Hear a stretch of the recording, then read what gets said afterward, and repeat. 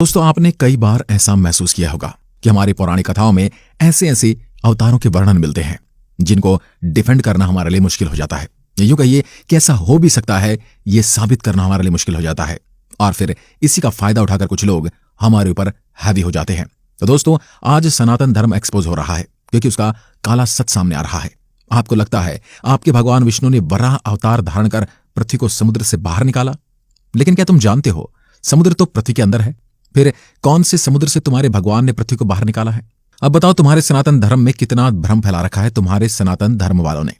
हमने तुम्हारे धर्म को एक्सपोज कर दिया है, ऐसा कहकर कई सनातन धर्म विरोधी लोग सनातन धर्म का मजाक उड़ाते हैं, लेकिन वे जानते नहीं कि वे हमारे धर्म का नहीं बल्कि स्वयं अपना और अपने घुटनों में रखे दिमाग का मजाक उड़ा रहे होते हैं। 95% लोग ऐसे हैं जिन्होंने कभी सनातन धर्म को पढ़ा ही नहीं होता। वे केवल धार्मिक टीवी सीरियल या फिर धार्मिक फिल्में देखते हैं और उन्हें देखकर ही सनातन धर्म पर टीका टिप्पणी करने लगते हैं। और टीका टिप्पणी करना भी उनका सिर्फ एक तरीका होता है हिंदू धर्म को बदनाम करने का, यूं कहे क्रिटिसाइज करने का एक बहाना मिलता है। लेकिन टीवी और फिल्म का उद्देश्य मात्र लोगों का मनोरंजन करना होता है। लोगों को जो अच्छा लगता है और जिनमें 2 घड़ी लोगों का मनोरंजन हो जाए, ऐसी बातें वो लोग बताते हैं। सनातन धर्म के रहस्य को उजागर करना उनका उद्देश्य नहीं होता, बल्कि सनातन धर्म के नाम पर प्रोपेगेंडा फेंकना उनका उद्देश्य होता है। हमारे धर्म ग्रंथ, वेद, उपनिषद और पुराणों में कई कथाएं बताई गई हैं। इन कथाओं का मतलब जिस तरह से हमें टीवी सीरियल में, फिल्मों में दिखाया जाता है वह नहीं है। यह एक सांकेतिक होता है, लेकिन ये कथाएं कई सारे रहस्य को समेटे हुए हैं और इनका कोई दूसरा ही अर्थ निकलता है। जैसे कुछ दिन पहले मोदी जी ने कहा था कि विदेशों में इतना काला धन जमा है कि यदि सारा वापस आ जाए तो प्रत्येक भारतीय नागरिक को 15-15 लाख रुपए मिल जाएं। लेकिन वामपंथ और उनके विरोधी दलों को यह एक बहाना मिल गया उनको क्रिटिसाइज करने का, और उन्हें इसका अर्थ ही बदल दिया और उन्होंने कहा कि 15 लाख कब आने वाले हैं। तो आप चाहे वेद पढ़ो, उपनिषद पढ़ो या फिर पुराण पढ़ लो, अगर आप इन रहस्य को डिकोड नहीं कर पाए तो ये ग्रंथ आपको एक सामान्य कथाओं से भरी किताब लगेगी। आपको कोई वैज्ञानिक तथ्य या आश्चर्यजनक ज्ञान की प्राप्ति नहीं होगी। लेकिन अगर एक बार आप उन रहस्य को डिकोड करने लगे तो इस पृथ्वी पर सबसे बड़ा कोई खजाना नहीं होगा, यानी आपको वो विद्या का अकूत भंडार मिल जाएगा जिसके बाद आपको कोई ज्ञान में पराजित नहीं कर पाएगा। अब बात करते हैं भगवान विष्णु के वराह अवतार की। सामान्य रूप से जब हम पुराणों में भगवान विष्णु के वराह अवतार की कथाएं पढ़ते हैं तो उसमें बताया गया है कि सतयुग में रीति और कश्यप ऋषि के मिलन से हिरण्यकशिपु और हिरण्याक्ष नाम के 2 राक्षसों का जन्म हुआ था, जिन्होंने ब्रह्मा से वरदान पाया था और फिर सृष्टि में उत्पात मचाने लगते हैं।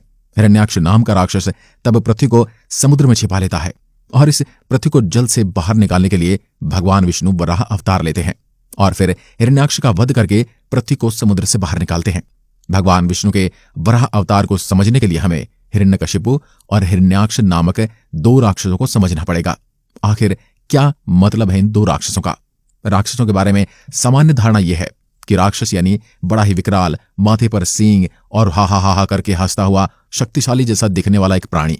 लेकिन राक्षस का मूल अर्थ होता है जो शांति में अशांति फैलाए, जो जीवन को आगे बढ़ाने में बाधक हो, जो विनाश को जन्म देने वाला हो, जो सृष्टि के कार्यों में बाधा उत्पन्न करे, जो नकारात्मकता फैलाए। ऐसा कोई भी वस्तु, प्राणी, व्यक्ति, परिस्थिति या तत्व को राक्षस या दानव कहा जा सकता है।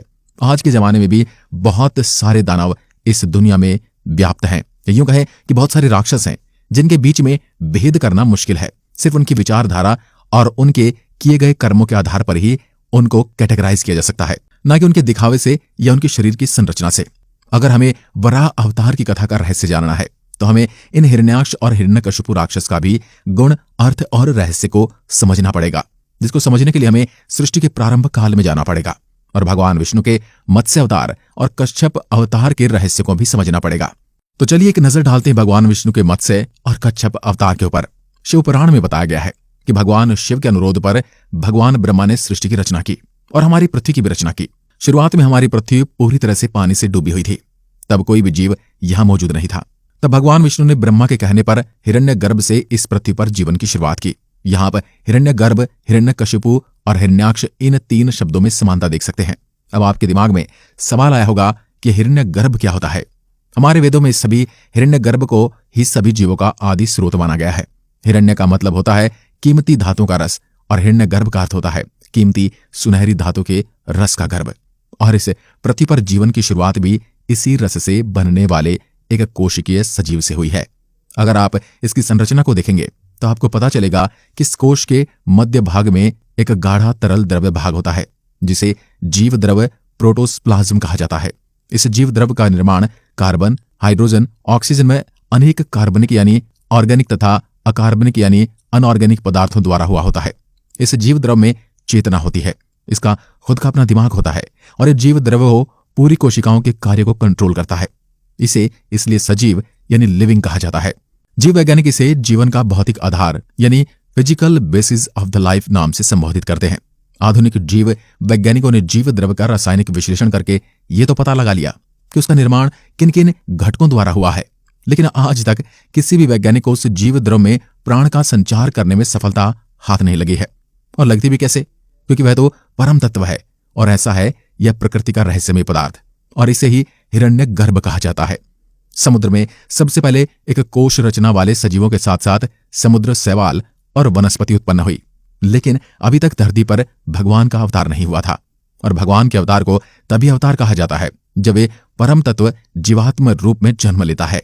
भगवान विष्णु के मत्स्य अवतार के बारे में कहा जाता है कि भगवान विष्णु ने यह अवतार सृष्टि को प्रलय से बचाने के लिए लिया था।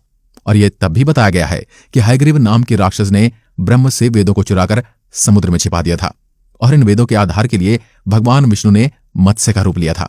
लेकिन वेद कोई किताब के रूप में नहीं थे, जैसे कि आजकल के जमाने में हम उसे ग्रंथों के रूप में देखते हैं और कोई भी उसे आकर चुरा लेगा। तो इस कथा में वेदों का क्या अर्थ है?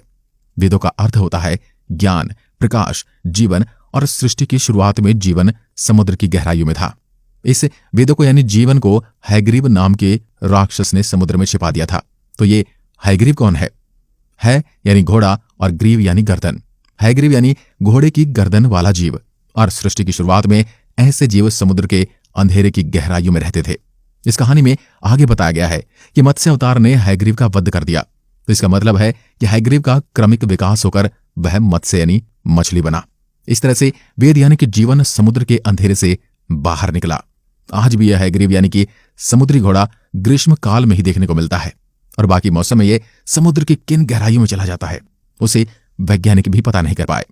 तो इस तरह हयग्रीव का वध न होता यानी उसका क्रमिक विकास न होता तो जीवन समुद्र की गहराइयों में ही खत्म हो जाता, जिससे प्रलय के रूप में दर्शाया गया है। लेकिन भगवान विष्णु ने मत्स्य अवतार लेकर जीवन को प्रलय से बचाया। इस मत्स्य अवतार के बाद समुद्र में जीवों का क्रमिक विकास तेजी से होने लगा और कई नए नए सजीव अस्तित्व में तेजी से आने लगे। और इसे हमारे पुराणों में समुद्र मंथन की कथा से दर्शाया गया है। इस क्रमिक विकास में सजीवों में कुछ पॉजिटिव बदलाव आ रहे थे तो कुछ नेगेटिव बदलाव भी आ रहे थे।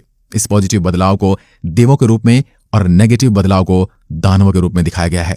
इस क्रमिक विकास के चलते भगवान विष्णु ने कच्छप रूप में अवतार लिया, जिसे हम उभयचर कहते हैं। और ये उभयचर ही जीवन को आगे बढ़ाने वाला मुख्य आधार था। और इस उभयचर में से सरीसृप अस्तित्व में आए, लेकिन अभी तक जीवन पूरी तरह से पृथ्वी पर बाहर नहीं आया था। और ये जीवन जब समुद्र से पृथ्वी पर बाहर आया तो वह था सस्तन प्राणियों के रूप में। सरीसृपों में से लाखों सालों के संघर्ष के बाद सस्तन प्राणियों का विकास हुआ और इस संघर्ष को हमारी पौराणिक कथाओं में वराह और हिरण्याक्ष के युद्ध के रूप में दर्शाया गया है। सरीसृप में से सस्तन प्राणी तभी बन सकते हैं जब उनके डीएनए में आए हुए जिंक्स में बदलाव हो और ये डीएनए कोशिकाओं के न्यूक्लियस में होता है और जिसे हमारे वेदों में हिरण्यगर्भ कहा गया है। अब हम हिरण्याक्ष का मतलब समझते हैं। हिरण्याक्ष दो शब्दों से बना है, हिरण्य प्लस अक्ष यानी कि हिरण्य के आंसू और हिरण्यकशिपु यानी हिरण्य में स्थिरता। मतलब हिरण्याक्ष राक्षस यानी हिरण्यगर्भ, जिसे हमें कोशिकाओं का जीव द्रव्य कहते हैं, उसमें आए हुए डीएनए के जिंक्स का ऐसा कोडिंग जो सरीसृपों को सस्तन प्राणियों में विकसित होने नहीं देता है। इस जिंक्स के नष्ट होने से सरीसृप सस्तन प्राणियों में विकसित हुए और सस्तन प्राणियों को भगवान विष्णु के वराह अवतार के रूप में दर्शाया गया है। और इन सस्तन प्राणियों में से जीवन समुद्र से पूरी तरह पृथ्वी पर आया, जिसे बताया जाता है कि भगवान वराह द्वारा पृथ्वी को समुद्र से बाहर लाया गया, यानी जीवन को समुद्र से बाहर लाया गया। दोस्तों, हमारे पुराणों में कई सारी बातों को प्रतीकों के साथ दर्शाया गया है, जिसे हम उसके सही अर्थ में जानना होता है। अब आइए हम आपको कुछ दिलचस्प बातें बताते हैं। यह खजुराहो के मंदिर में आई हुई भगवान वराह की मूर्ति है। इस मूर्ति के नीचे पैर में पड़े आप हिरण्याक्ष को देख सकते हैं, जिसे एक सरीसृप के रूप में दर्शाया गया है। अब हम आपको उदयगिरी की गुफाओं में लेकर आते हैं। भगवान वराह के स्कल्पचर को दिखाते हैं। इसमें भी आप साफ तौर पर देख सकते हैं कि हिरण्याक्ष नाम के राक्षस को यहाँ सर्प के रूप में दिखाया गया है, जो हार कर भगवान वराह के पैरों में पड़ा है और भगवान वराह ने पृथ्वी देवी को ऊपर उठाया हुआ है। तो प्राचीन निर्माताओं ने हिरण्याक्ष नाम के राक्षस को सरीसृप के रूप में क्यों दर्शाया? क्योंकि प्राचीन निर्माता भगवान वराह के रहस्य को अच्छी तरह से जानते थे। उम्मीद करते हैं इस वीडियो को देखने के बाद आप भी भगवान वराह के रहस्य को समझ गए होंगे। और आपको यह रहस्य जानकर कैसा लगा, अपनी प्रतिक्रिया कमेंट में जरूर दें।